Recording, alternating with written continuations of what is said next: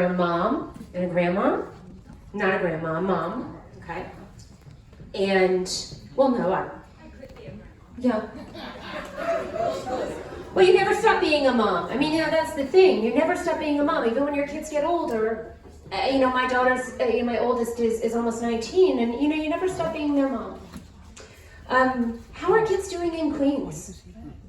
Well, I left the school system 2.5 years ago, right after that first year when we returned in person from COVID.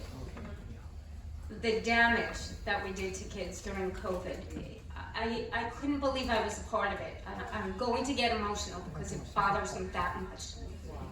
Okay, when those little kids came back to school, first of all, trying to do counseling on Zoom was just nearly impossible. And now my kids who I worried most about were pretty much the ones I didn't get to see that often, like they didn't come to the Zooms. The damage we did to parents, moms, and teachers. The frustration of just asking parents to do what they didn't know how to do. Okay, getting the kids on Zooms, and then judging them for not doing. Okay, which was cruel. I felt like I was being cruel. I would be up all hours trying to comfort the parents. I was a guidance counselor. Okay, it was my job. That's what I did. I just couldn't believe it, and then the kids, and listening to the kids.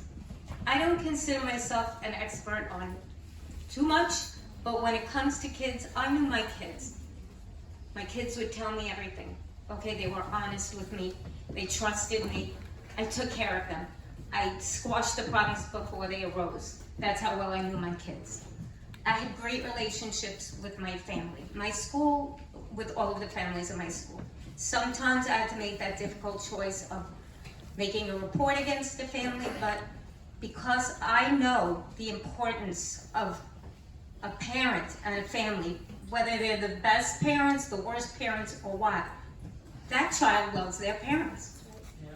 Okay, and I would work my hardest to make that parent a better parent, not shut them out of things. They would have to be a total abuser and a danger to the children for me to want to shut a parent out of their child's lives, because that's harmful to the kid.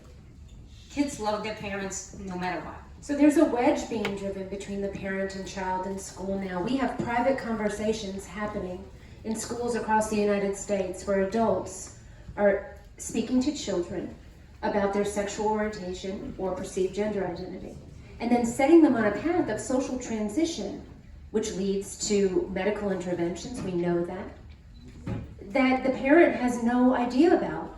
What name would you like us to call you at school? What name do you want us to use with your parents when we speak to them about you?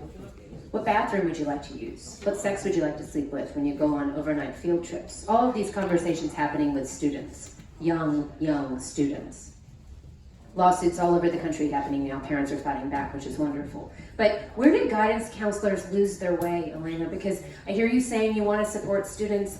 I was asked a question earlier today by Ainsley from Fox. We were talking about parents, and I said every parent has the fundamental right to direct the upbringing of their children. When I sat on school board, I didn't sit in judgment of parents coming forward to decide whether or not I thought they had the right education or the right clothes or the right sexual orientation to have an opinion in their children's lives. My job was to represent my community and to listen to those parents.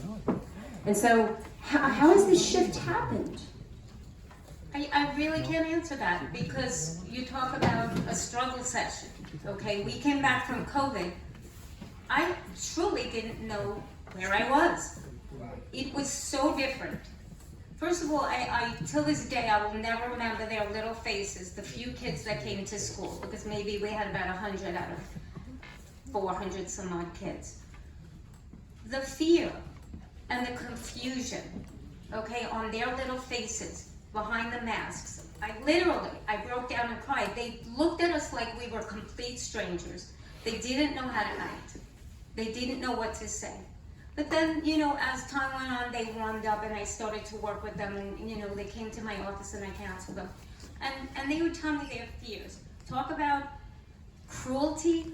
I had children who didn't want to come to school because they were afraid they would kill their parents their grandparents or their baby sisters and brothers.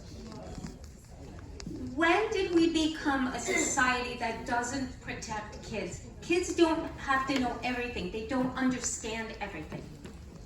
They don't understand it the way we do. The first thing I learned when I got into education was, wow, I really have to learn how to talk to kids, because now I was in my mid-30s and I had just gotten out of college. And I realized very soon on, I can't talk to kids like they're adults. I have to break this down. No, I don't have to goo goo gaga and talk baby talk to them. No, absolutely not. But I have to break it down in small pieces. I have to read their body language, read everything else, other than what they're saying, because they don't have communication skills. And I have to learn how to speak in a way so they understand things. And early on, I realized that, wow, kids really look at things in a different way.